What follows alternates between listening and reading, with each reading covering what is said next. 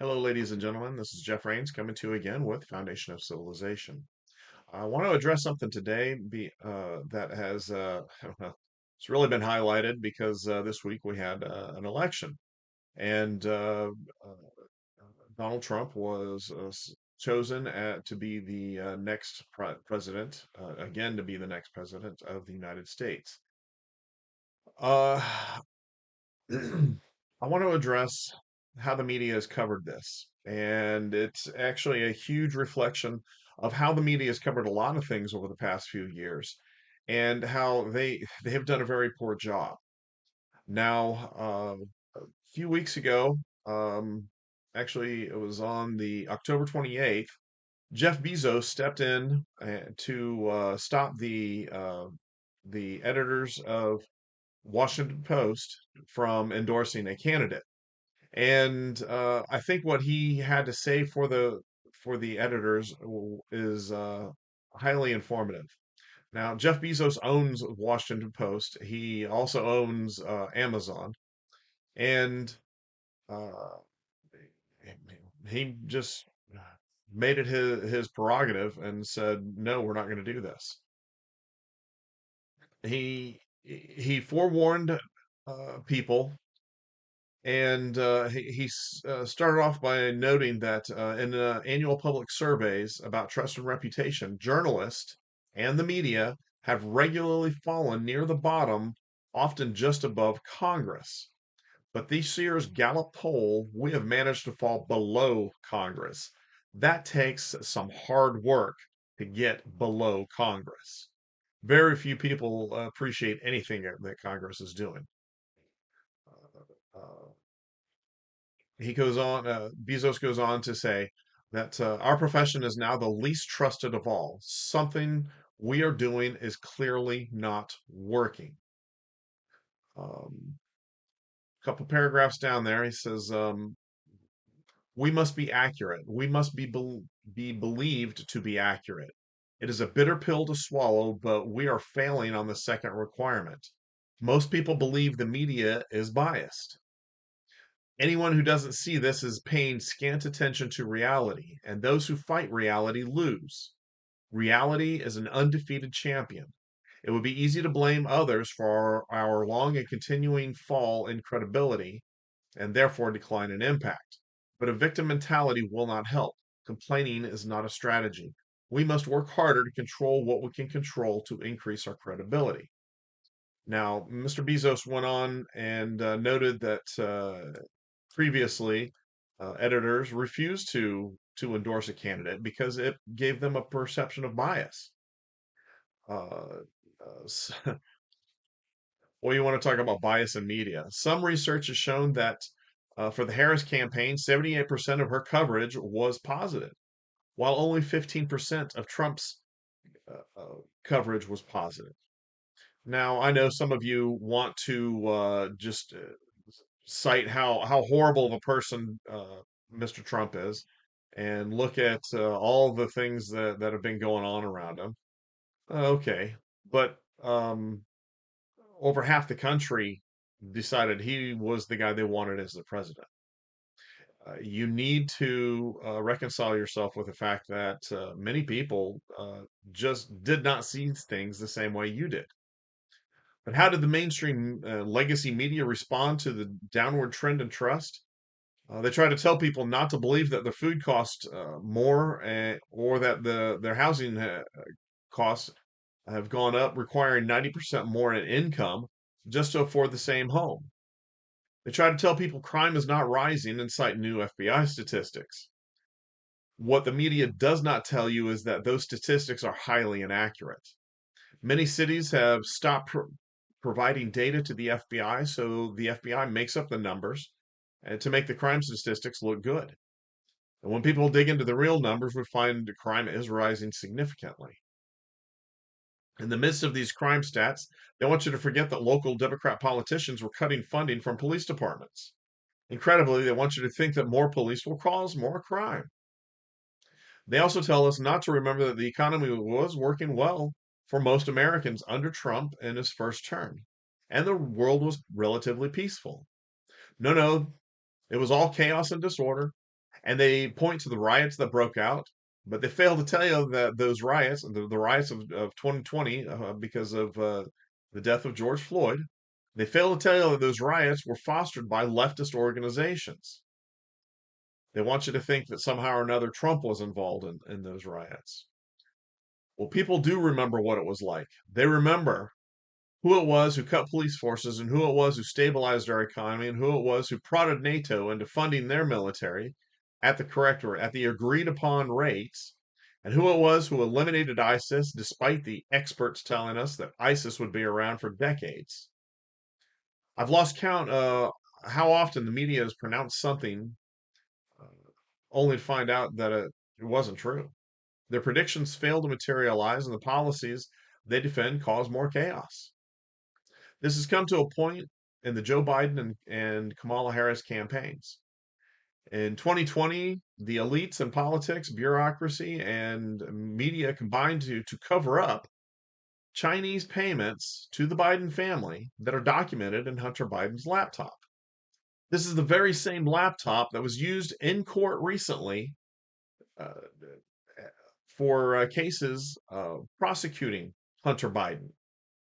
The 2020 campaign was the same campaign that Kamala Harris had to drop out of due to poor performance. She'd only garnered about 2 to 3% of the votes in the Democrat primary.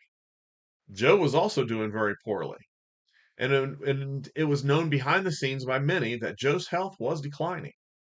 Instead of promoting another candidate and letting that candidate defeat Trump, they promoted the elite's reliable politician, Joe Biden.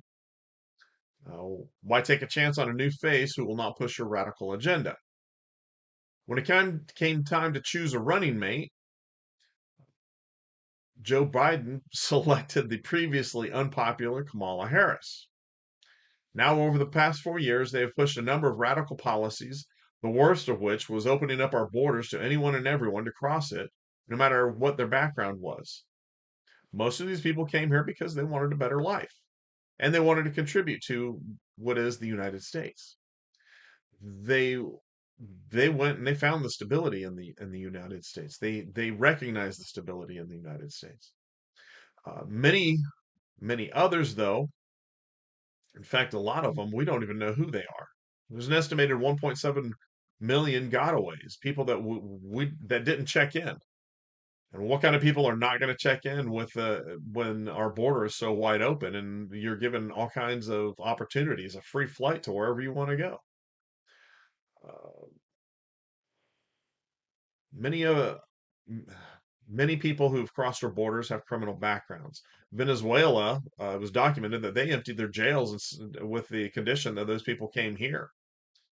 Some of those peoples are part of international gangs selling drugs on our street. They have taken over property in the United States where they sell those drugs. They also prostitute young women, some of them underage. The administration pushed Big Pharma's products, demanding people get unproven treatments. Members of the military were kicked out. Journalists showed no investigative interest in the origin of the infection and the efficacy of the treatments. In fact, it was a cacophony of voices across the media spectrum. They approved the draconian measures to force people into the experimental treatments or lose their jobs. In response to the medical emergency, government under the last administration expanded and paid people to stay home. It was a huge burden on the economy, especially on the government expenditures. As the economy got back to normal, the Biden administration did not reduce government expenditures from the emergency. They maintained the expanded levels. And when it came time to fund these new measures and the expanded government, the administration adopted radical new funding measures. Now, Most of the time, government introduces new taxes or finds offsets from other programs. This time, they just printed money. The media pretended and still pretends that this is not the source of the worst inflation that we've seen in decades. Overseas, we've seen more and more conflict. Instead of finding peaceful resolutions, the Biden administration pushed conflict and war. In Europe, the United States and Western Europe used Ukraine to antagonize Russia until Russia finally invaded. The media pretended that they didn't know that Ukraine was home to the last remaining Nazi organizations in the world. In the Middle East, the United States has somehow figured out how to provide funding for every which side of the Israel and Palestine conflict. Uh, some of that money was from freeing up sanctions on Iran. Some of it was from freeing up accounts that Iran held that the United States held sway over. Now all of them have all the funding necessary to kill each other. Meanwhile, the administration continues to pretend that they want peace in the Middle East. As with any administration, we've seen disasters occur. In East Palestine, a train wreck caused devastation all across the community. In Lahaina, Hawaii, fires burned who knows how many people. I believe the number was 200 people were recognized as dead, and many more were never found. Uh, Also, we've had Hurricane Helene came through Florida, Georgia, and South Carolina, and especially devastated North Carolina. While this administration had money to send overseas to Ukraine, Iran, and apparently any other number of places, Taiwan, uh, these residents got almost nothing. Many of the residents in Lahaina are still homeless and living on the beach, despite having plenty of time to recover.